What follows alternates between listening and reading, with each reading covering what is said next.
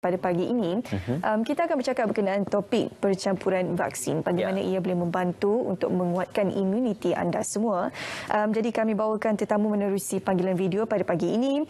Selamat pagi diucapkan kepada Dr. Adi Ratna Madripen selaku Ketua Unit Immunodeficiency Primer, Institut Penyelidikan Perubatan IMR, Institut Kesihatan Negara NIHKKM. Dan juga selamat pagi diucapkan kepada Chew Chun Kiat, Pegawai Farmasi, Pusat Percubaan Klinikal, Institut Pendidikan Klinikal KKM. Okey, terima kasih kepada Dr. Adi Ratna dan juga Chew Chun Kiat kerana bersama dengan kami, Puan Chew. Okey, kita mulakan dengan Dr. Adi dahulu berkenaan tentang isu menggunakan jenis-jenis vaksin yang berbeza untuk vaksin dos pertama kedua dan vaksin yang berbeza untuk dos penggalak. Jadi, bagaimanakah keputusan ini dan juga penilaian ini diambil untuk menggunakan jenis dan juga jenama yang berbeza untuk dos penggalak, Doktor? Okey. Selamat pagi, saya dan Ismail. Terima kasih jemput saya dan Cik Chew untuk datang ke interview ini. Bagi saya, untuk dos penggalak dan juga dos kedua yang kita gunakan term heterologous, vaksin heterologous, di mana adalah vaksin yang berlainan jenis. So data banyak menunjukkan, kajian demi kajian banyak menunjukkan bahawa setelah vaksin yang berlainan ini digunakan di sesebuah negara disebabkan oleh contohnya kekurangan vaksin atau disebabkan kerana high side effect contohnya, ini telah menyebabkan pencampuran vaksin ini telah diadakan di negara-negara ini, dan daripada data-data di negara-negara ini menunjukkan bahawa setelah diberi vaksin yang berlainan, kadar imuniti atau imuniti pada jangkitan itu adalah tinggi atau sekurang-kurangnya adalah lebih kurang sama dengan mRNA vaksin. So daripada kajian semula jadi itu, kami telah mendapat data yang menunjukkan pencampuran vaksin adalah memberi imuniti yang tinggi.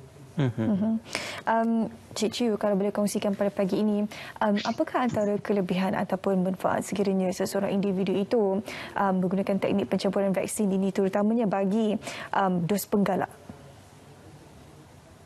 Terima kasih Syahida. Selamat pagi semua. Sebelum itu kita kena faham lagi apa vaksin yang telah diluluskan dekat Malaysia. Setakat ini kita ada 4 jenis vaksin yang telah diluluskan di bawah program imunisasi COVID kebangsaan. Yang pertama sekali ialah vaksin jenis mRNA yang daripada Pfizer. Kita juga ada vaksin jenis viral vector daripada AstraZeneca. Kita juga ada vaksin yang aktif virus daripada Sinovac. Dan last sekali kita ada viral vector juga jenis vaksin daripada CanSino Bio. Bila vaksin ini telah diluluskan oleh MPRA, masa itu pada masa awal lagi mereka cuma diberi sebagai kepada penerima sebagai vaksin yang sama jenis. Ia tidak dicampur vaksin. Tetapi selepas tahun lepas, lebih kurang 2021, semakin banyak seperti Dr. Adi berkongsi, lebih kajian telah dilaksanakan dan mendapat keputusan bahawa pencampuran vaksin, maksudnya vaksin bila diberi kepada penerima dari segi macam mRNA kemudian diikuti dengan AstraZeneca ataupun Sinovac diikuti dengan Pfizer, didapati dia punya rangsangan terhadap imuniti badan adalah lebih tinggi daripada jenis vaksin yang diberi dalam jenis yang sama seperti Pfizer, AstraZeneca dengan AstraZeneca atau Sinovac dengan Sinovac. Dengan itu, sekarang dalam booster punya vaksin penggalak, kita nampak dari segi kajian, data telah menunjukkan bahawa apabila vaksin jenis neoactive virus iaitu Sinovac dicampur dengan mRNA vaksin Pfizer, didapati dia punya antibody khas untuk COVID-19 adalah meningkat secara mendadak, berkali ganda berbanding dengan Sinovac ataupun AstraZeneca. Dengan itu, peningkatan paras antibody itu telah juga dibuktikan menunjukkan keberkesanan vaksin terhadap jangkitan COVID-19 yang amat tinggi juga. Seperti contoh, Sinovac yang telah diberikan dari kajian daripada Chile, bila Sinovac diberi dos penggalak untuk Pfizer, didapati perlindungan terhadap jangkitan COVID-19 di mana paras mencapai 90% berbanding dengan Sinovac ditambah lagi dos penggalak Sinovac yang cuma dapat 68% dari segi keberkesanan perlindungan terhadap jangkitan COVID. Maka dengan ini adalah disarankan bahawa sebagai dos penggalak pencapaian vaksin mRNA kepada jenis vaksin penerima vaksin jenis AstraZeneca ataupun Sinovac menerima dos penggalak Pfizer, kecuali di mana situasi mereka adalah terdapat alahan terhadap Pfizer ataupun vaksin tertentu, cuma vaksin lain akan diberikan. Okey, doktor, berkaitan tentang kesan sampingan yang dijangka kepada beberapa individu yang mungkin mempunyai kesan sampingan kepada dos penggalak ini, apakah antara kesan-kesan yang sudah pun dijangka ataupun yang diberikan penumpuan oleh pihak KKM? Daripada pemerhatian pihak KKM, side effect atau kesan sampingan adalah sama atau lebih kurang sama, atau bagi sesetengah individu dia ada sedikit tinggi daripada kalau menggunakan vaksin yang sama, first dose sama, second dose sama, kesan sampingan adalah lebih banyak daripada yang lain. Tetapi ini adalah bersifat sementara, dan dalam 1 hingga 3 hari kebanyakannya kesan sampingan ini akan hilang. So bagi saya, daripada pemerhatian, tiada kesan sampingan yang extraordinary so far. Dan Dr. Chu, kalau boleh kongsikan juga pada pagi ini, bagaimana untuk mereka di luar sana yang mempunyai masalah imuniti seperti autoimmune disease dan sebagainya, adakah mereka ini digalakkan untuk menggunakan teknik pencampuran vaksin ini? Bagi kumpulan yang bermasalah dengan badan imuniti mereka, maksudnya mungkin mereka tidak dapat menjana imuniti yang setara dengan orang yang sihat. Sebenarnya kumpulan ini adalah disyorkan untuk menerima vaksin mRNA sebab mereka punya data menunjukkan vaksin ini berupaya meningkatkan imuniti mereka. Pada masa yang sama, AstraZeneca pun Sinovac juga boleh memberi imuniti badan, cuma bila merujuk kepada data mRNA jenis vaksin jenis mRNA adalah digalakkan. Kemudian kalau merujuk kepada dos penggalak, masih seperti yang telah disyorkan oleh Kementerian Kesihatan Malaysia, vaksin jenis mRNA ataupun viral vector AstraZeneca adalah disyorkan untuk kumpulan yang bermasalah dengan badan imuniti mereka. Okey, doktor, berkaitan tentang kalau kita sedia maklum seperti disebutkan oleh Tuan Chu tadi adalah berkaitan tentang penghasilan setiap vaksin itu berbeza, mRNA ataupun viral vector. Jadi apakah setiap aspek penghasilan itu memberikan kesan yang berbeza kepada tubuh badan dan juga perlindungan tubuh badan dan juga peratusan perlindungannya? Okey. Ini saya akan melihat dari sudut saintifik, di mana setiap vaksin adalah didesain dia adalah berlainan. So bila dia berlainan, target untuk mencapai antibody yang tertentu adalah berlainan juga. Bila diberi dua jenis yang berlainan, dia akan ada synergenic effect, dan daripada situ antibody yang dijanakan mungkin akan kepelbagaian biasanya adalah lebih, dan juga tahap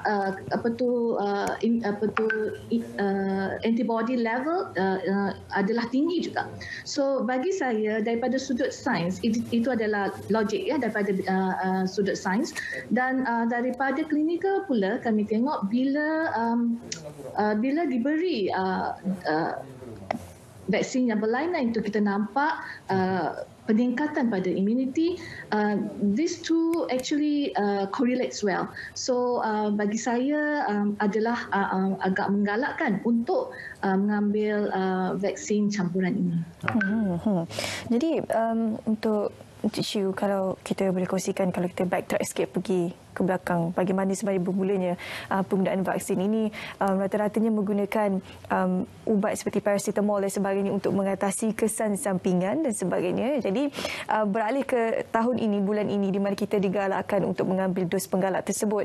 Adakah dengan penggunaan ubat-ubatan ini masih lagi terpakai untuk mengurangkan risiko ataupun kesan sampingan disebabkan oleh suntikan vaksin? Sebenarnya sebelum menerima dos penggalak, mereka tidak digalakkan untuk mengambil paracetamol, kecuali selepas mengambil dos penggalak mereka mengalami demam ataupun sakit otot ataupun keletihan. Mereka boleh mengambil paracetamol untuk mengurangkan kesan-kesan sampingan yang dialami. Kesan sampingan ini biasanya adalah bergejala ringan, kemudian dapat dipulihkan dalam beberapa hari sahaja. Jadi pengurusan kesan-kesan sampingan seperti ini ada seperti yang dulu, seperti biasa juga. Lepas ambil dos penggalak, rehat lebih banyak, tidur, jangan elakkan exercise yang berat. Kalau mengalami kesan-kesan sampingan boleh laporkan kepada Rumah Sejahtera, ambil paracetamol untuk mengurangkan kesan sampingan dan sebagainya. Jadi cara pengurusannya lebih kurang sama seperti dulu juga. Okey. Doktor, kini kita sudah pun memulakan program PIC Kids, pemberian imunisasi untuk kanak-kanak untuk dos yang paling awal sekali. Cumanya persoalan, apakah dos penggalak nanti akan diberikan dan juga akan diperlukan untuk golongan kanak-kanak ini, Doktor? Buat masa ini tiada saranan untuk dos penggalak untuk kids, dan juga bagi saya untuk adolescents pun masih belum ada saranan lagi. Kerana mereka data yang ada buat masa ini adalah agak terhad, dan kami memang sentiasa melihat pada perkembangan di luar negara di mana imunisasi 5 hingga 11 tahun telah dilancarkan awal, dan kami akan juga memati sekiranya waning effect of the antibody itu berlaku seperti di kalangan dewasa. So bagi saya, kami still look and wait and see, and that is untuk menjaminkan agar kalangan pediatrik ini tidak diberikan excessive kesan sampingan sekiranya ada kemudian nanti. Okey, yang penting sokongan daripada ibu bapa apabila mana-mana saranan dikeluarkan oleh PKKM untuk membawa anak-anak mereka untuk mendapat suntikan vaksin. Encik Shu, kalau kita lihat COVID, kita ada terma long COVID. Maksudnya dia sudah sembuh tetapi ada kesan sampingan yang berpanjangan. Bagaimana dengan vaksin? Is there such term? Adakah terdapat kebarangkalian seperti long vaccine COVID-19, side effects dan sebagainya? Sefaham saya, long COVID setakat ini cuma digunakan dalam jangkitan COVID-19 sahaja. Untuk vaksinasi COVID-19, kita tak ada long COVID vaccination effect, tak ada lagi. Tapi pada masa yang sama, kita tidak boleh menafikan sebahagian penerima vaksin ini mengalami beberapa kesan sampingan. Jadi kesan sampingan yang dialami ini biasanya bergejala ringan dan boleh pulih dalam beberapa hari sahaja. Jadi untuk kesan sampingan yang berjangka masa panjang, setakat ini kita tak nampak lagi. Okey, jadi tak ada macam long COVID lah selepas jangkitan COVID-19. Oleh sebab itu, kita memang menggalakkan pengambilan vaksin sebab kesan-kesan sampingan ataupun safety selepas jangkitan COVID-19, pengambilan vaksin adalah lebih selamat, berkesan daripada dijangkiti COVID-19 dan seterusnya boleh mengelakkan long COVID yang mungkin berlaku selepas jangkitan COVID-19. Okey, doktor, seketika juga tentang isu myocarditis ataupun radang jantung yang juga merupakan antara kesan yang ada beberapa dapatan data berkaitan kesan itu sekiranya mungkin selepas vaksin dan sebagainya. Apakah penjelasan doktor berkaitan tentang isu myocarditis ini, doktor? Myocarditis, saya rasa laporan berkenaan dengan myocarditis berlaku tetapi agak jarang. Bila myocarditis berlaku, kita dapat tangkap simptom-simptomnya dan saya mengharapkan bila simptom itu telah contohnya shortness of breath ke apa-apa, sila pergi ke jumpa doktor untuk rawatan yang seterusnya. Myocarditis yang dilaporkan sebenarnya agak tidak begitu severe. So dengan rawatan ia akan dikembali pulih seperti biasa. So it is very important lah kalau dapat gejala-gejala myocarditis seperti sakit dada ke atau sukar bernafas ke atau rasa lain sikit, chest pain contohnya, sila dapatkan rundingan daripada doktor dan rawatan supaya gejala ini dapat dikembali. Penilaian akan dilakukan secara berterusan dan juga secara berkala oleh pegawai-pegawai perubatan yang terlatih dan juga bertauliah. Terima kasih kepada Dr. Adi Ratna, terima kasih kepada Tuan Chu bersama dengan kami pada pagi ini. Sekali lagi kita menggalakkan anda yang sudah pun mendapatkan temu janji untuk mengambil dos penggalak dan juga untuk membawa anak-anak anda untuk mendapatkan dan juga untuk melengkapkan program PIC Kids. Terima kasih Dr. Adi Ratna dan juga terima kasih Tuan Chu. Terima kasih. Okey.